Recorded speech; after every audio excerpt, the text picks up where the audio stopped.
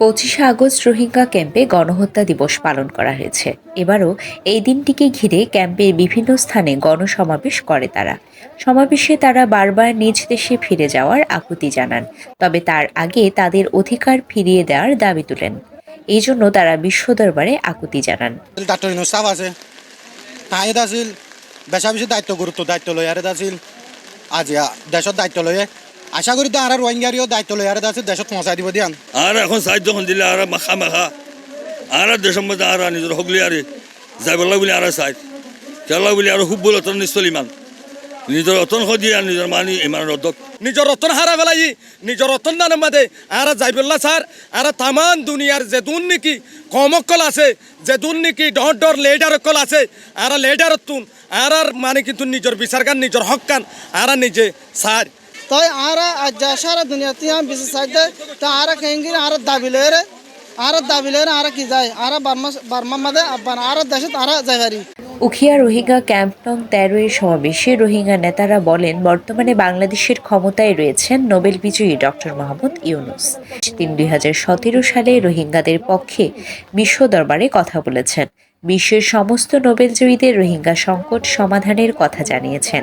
তিনি এখন বাংলাদেশের প্রধান উপদেষ্টা। তিনি ক্ষমতায় থাকাকালীন সময়ে রোহিঙ্গারা প্রাপ্য অধিকার ফিরে পাবেন এবং তারা সগৌরবে তাদের দেশে ফিরতে পারবেন। ডক্টর ইউনূসের উপর এমন আস্থা রয়েছে রোহিঙ্গাদের। এই সময় রোহিঙ্গারা ডক্টর ইউনূসের জন্য দোয়া কামনা করেন। আর আল্লাহ বলি পুরো পৃথিবীর মাঝে যেহেতু নোবেল বিজয়ী আছে বেগিনারা টাকিয়েরা হতে the most persecuted Rohingya people যারা আছে we need to ask justice for the Rohingya community against the Myanmar military who have committed their crime, so the need dignified repatriation for their country. Doctor ইউনূসের লাই আরা দোয়া করছো আজিয়া এফি লকুন একখান doctor ইউনূসের হাসে যে সরকারের হাসে কাম মেসেজ যাইব স্যার অনা থাকা অবস্থা আর রোহিঙ্গার সমস্যার সমাধান করিত।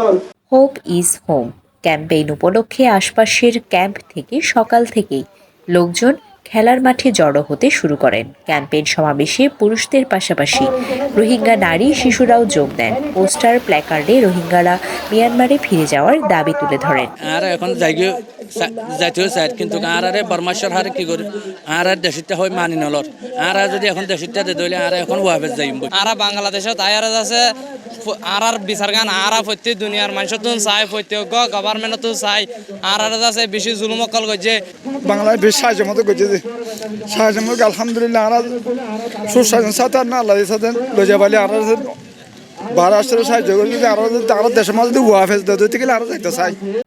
এছাড়া প্রত্যাবাসন প্রক্রিয়ায় যুক্তরাষ্ট্র, জাতিসংঘ, ওআইসি, যুক্তরাজ্য, ইউরোপিয়ান ইউনিয়ন, বাংলাদেশ সহ দাতা সংস্থার কাছে প্রত্যাবাসন প্রক্রিয়ার জন্য সহযোগিতা কামনা করেন। News desk, CCN.